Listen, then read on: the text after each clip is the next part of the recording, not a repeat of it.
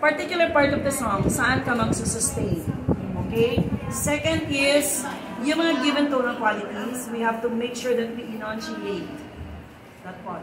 And then, words, clarity, and quality ng voice.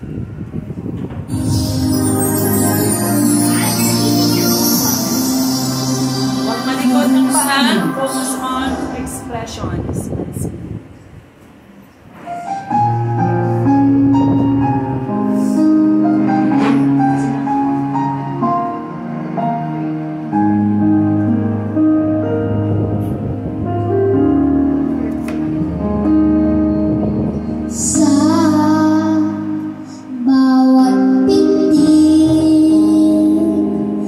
Puso ay tamak ko na bahagi ka ng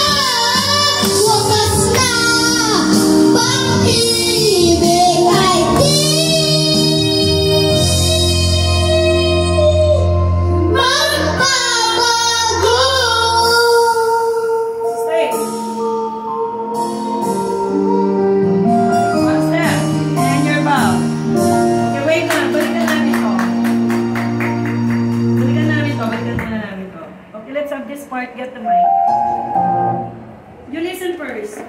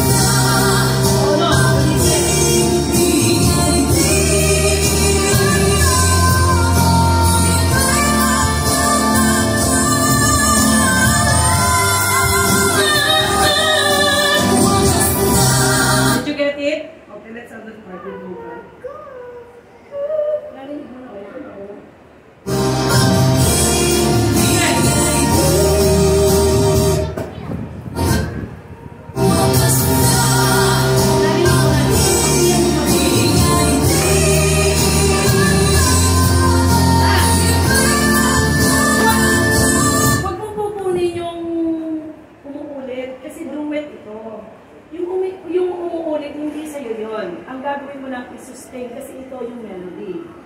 Naku ha? Ang role mo lang is di magbabago ang lyrical verbs yung susunod nun. Huwag mong sasabayan yung umuulit na kumakanta.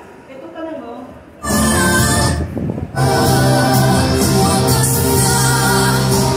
lang yung sa'yo.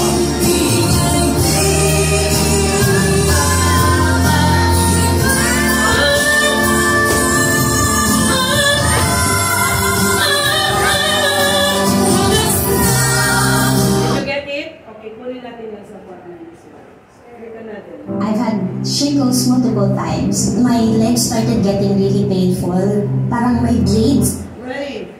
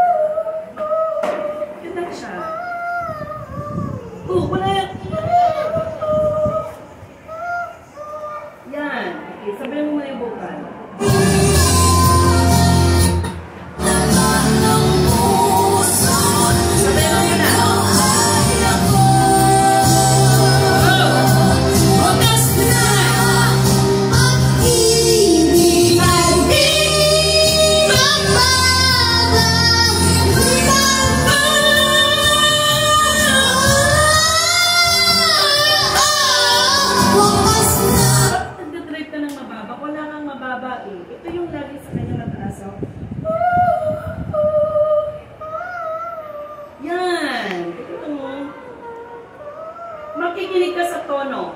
Okay, sa tono. Dito lang.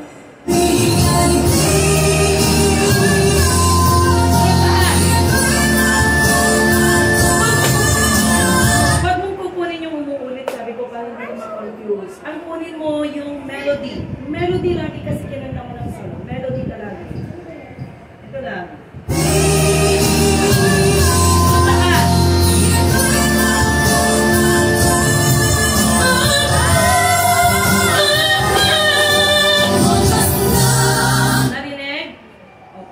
Dapat hindi tayo weak sa tunang quality. Dapat mabilis tayong makinig kung ang given tunang quality, focus on the tono.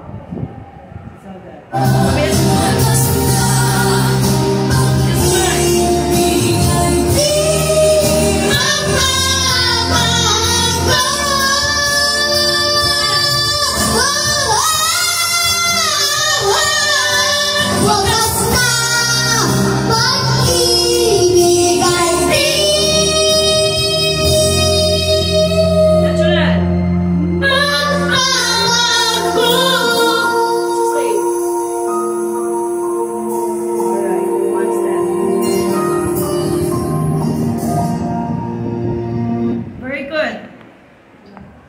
Okay, kids. Very good.